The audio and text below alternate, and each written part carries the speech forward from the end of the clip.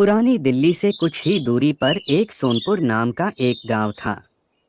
उस गांव में एक बहुत पुरानी और खंडहर नुमा हवेली थी, जिसे लोग भूतिया हवेली कहते थे। वह हवेली उस गांव के राजा की थी। उस हवेली में राजा की मौत रहस्यमयी तरीके से हुई थी और तब से ही इस हवेली के बारे में कई रहस्यमयी कहानियां प्रचलित थीं। लोग कहते थे कि वहां रात के समय अजीब अजीब आवाजें और किसी का साया भी नजर आता है और कभी कभी हवेली के अंदर से रोशनी भी दिखती है। गांव के लोग उस हवेली के पास जाने से बहुत डरते थे। एक दिन सोनपुर गांव में रामू नाम का एक युवा शोधकर्ता आया, जो पुरानी और रहस्यमयी जगहों पर शोध करता था। रामू को रहस्यमयी जगहों पर शोध करना बहुत पसंद था। रामू उस भूतिया हवेली के बारे में सुनकर बहुत उत्साहित हुआ। उसने तय किया कि वह उस हवेली पर शोध करेगा और हवेली का रहस्य जानकर रहेगा। एक दिन रामू ने अपने दोस्त अजय के साथ उस हवेली का दौरा करने का निश्चय किया। शाम को जब सूरज ढल रहा था, तब रामू और अजय उस भूतिया हवेली के पास जाने लगे। गांव वालों ने रामू और अजय को बहुत समझाया, लेकिन रामू और अजय ने गांव वालों की बात नहीं मानी और हवेली के पास चले गए। जब रामू और अजय हवेली के पास पहुंचे, तो उन्होंने देखा कि हवेली का बड़ा सा लोहे का दरवाजा जंग खा चुका था। उन्होंने दरवाजे को धकेला और हवेली के अंदर प्रवेश किया। हवेली के अंदर प्रवेश करते ही रामू और अजय अंदर का दृश्य देखकर दंग रह गए। हवेली के अंदर का दृश्य बहुत डरावना था। चारों ओर टूटे फूटे फर्नीचर, जालों से भरी छत और फर्श पर बिखरी हुई पुरानी चीजें। रामू ने अपनी टॉर्च जलाई और आसपास का निरीक्षण करना शुरू किया।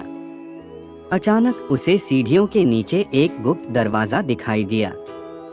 रामू और अजय उस दरवाजे को देख आश्चर्यचकित हो गए। दोनों ने दरवाजे को खोला और अंदर गए। अंदर जाते ही उन्हें वहां एक लंबा और अंधेरा गलियारा दिखाई दिया। उन्होंने देखा कि गलियारे के अंत में एक रहस्यमय कमरा था। उस कमरे के अंदर एक बहुत पुराना और जंग लगा हुआ ट्रंक रखा था। रामू ने ट्रंक खोला और देखा कि उसमें एक पुरानी डायरी थी। रामू ने डायरी के पहले पन्ने को पढ़ना शुरू किया। डायरी में लिखा था, यह डायरी हवेली के मालिक राजा हरिहर सिंह की है। रामू ने डायरी के पन्ने पलटे और आगे पढ़ा। इस हवेली में छुपा हुआ खजाना है। उस खजाने को पाने के लिए सच्चाई और साहस की आवश्यकता है। डायरी के अगले पन्नों में खजाने तक पहुंचने के सुराग दिए गए थे। रामू और अजय ने बिना देरी किए उन सुरागों का पीछा करना शुरू किया। पहले सुराग ने उन्हें हवेली के पीछे के बगीचे में एक पुराने कुएं के पास पहुंचाया। कुएं के अंदर एक लोहे की सीढ़ी थी, जो नीचे एक गुप्त तहखाने में जाती थी। रामू और अजय सीढ़ियों से नीचे गए और देखा कि तहखाने में एक बड़ा सा कमरा था, जिसके बीचों बीच एक बड़ा सा बक्सा रखा था।